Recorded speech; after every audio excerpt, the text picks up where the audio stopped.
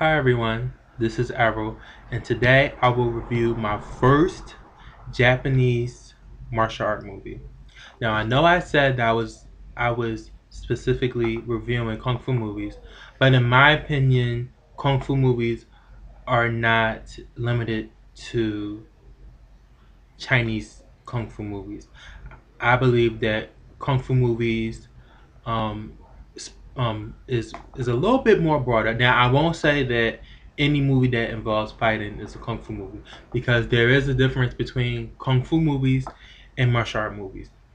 And maybe in a later video, I explain the difference because it's kind of hard to explain. I just, from personal experience, I know what's the difference, but I'll put that in the air. Maybe I'll make a video explaining the difference between a martial art movie and a kung fu movie.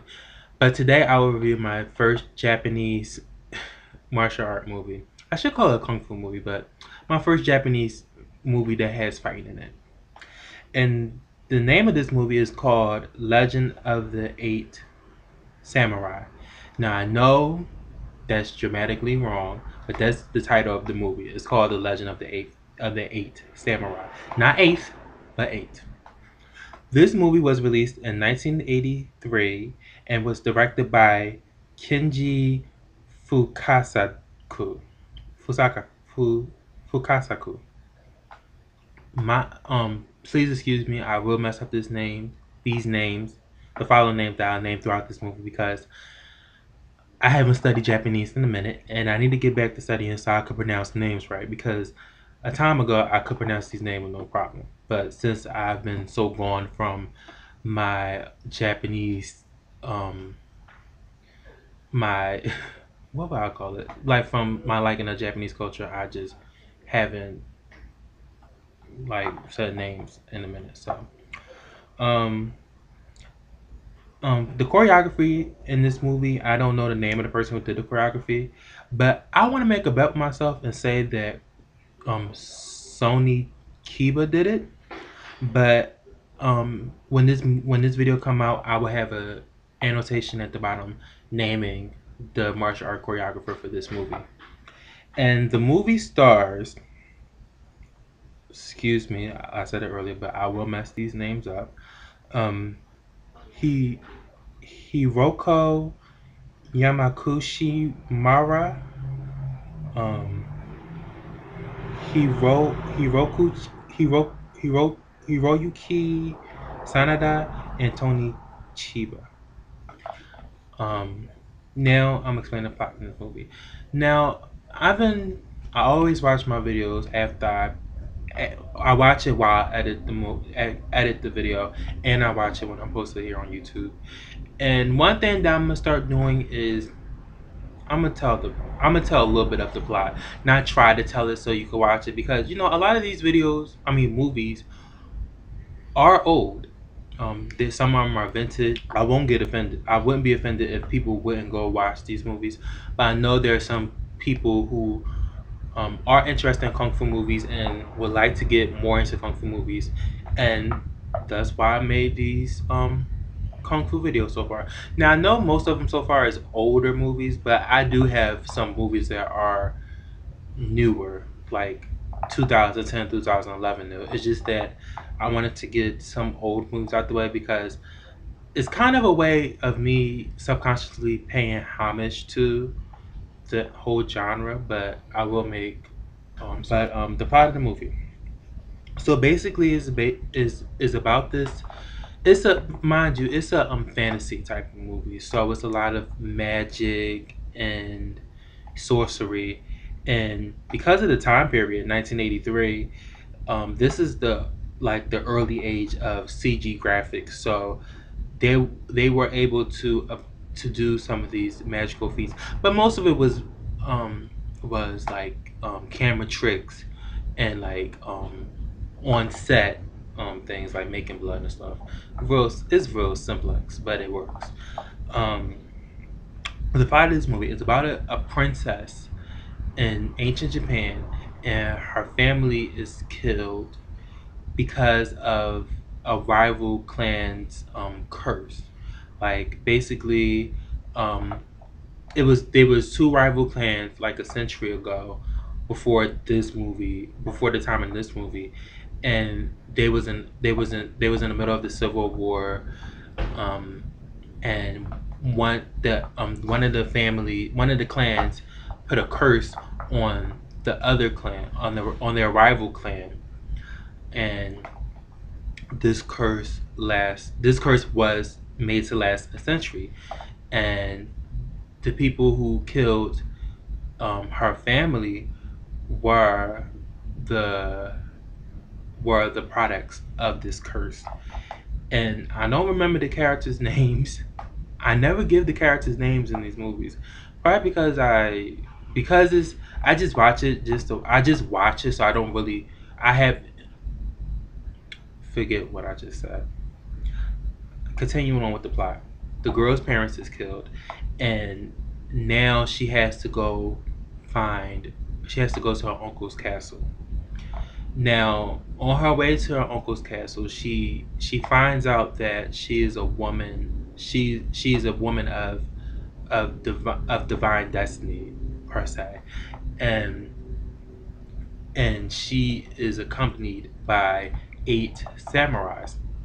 Now, in the beginning of the movie, she finds the first two, and for the majority of this movie, she finds the other six and defeats the curse, and along the way falls in love with a man who becomes the last samurai.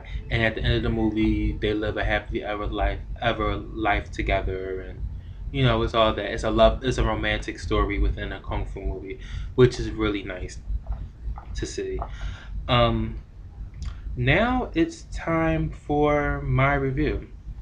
Now, one thing that is very different from that that Japanese samurai movies and Japanese kung fu movies differ from Chinese kung fu movies and even Chinese wuxia movies are that they have really good storyline. And one thing that you'll realize with both Chinese and Japanese movies in general, when it comes to this setting, is that they are very influenced in the opera of their day. Like you watch early kung fu movies, they are very influenced by the Peking opera, because the Peking opera and for people who don't know what Peking opera is a mixture of opera and live kung fu sequences in the play, and and because of that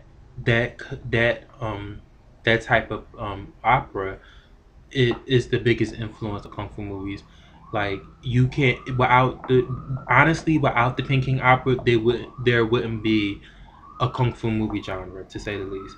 And that's the same thing to say for kabuki and the no theater to the Japanese kung fu movies. Without kabuki and the no theater acting, it wouldn't be no such thing as Japanese samurai movies and Japanese kung fu movies.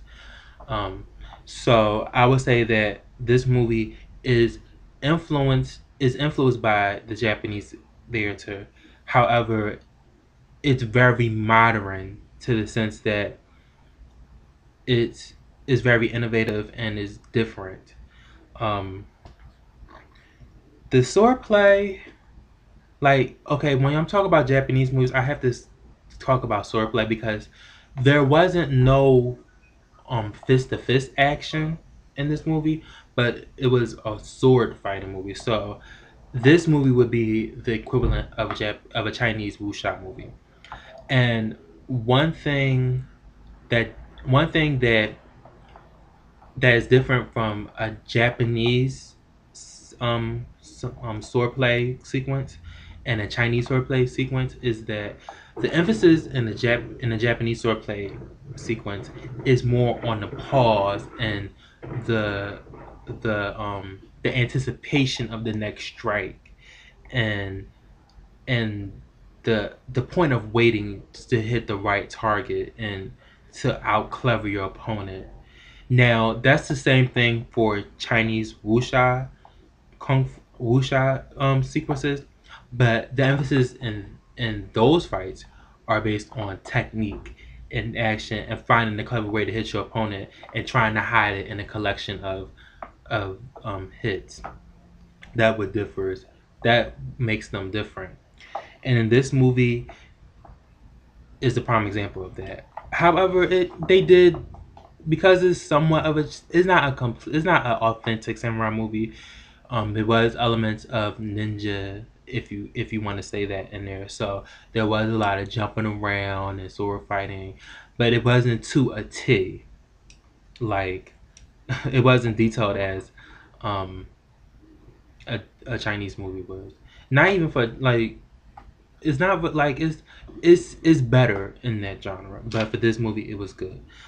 Um, the storyline was is very interesting, though it is at to this day and age, it may be irrelevant. Well, it's not irrelevant. That movie is really relevant even to this day. Not as relevant as I don't even think it was relevant in that day, but it's a good storyline and it's a timeless one. And even watching the movie in that time period of 1983, showing a time period older than the movie, it was very fresh, and it was fresh for me. Now I don't know how a Japanese person would feel about it, but to me it was very fresh.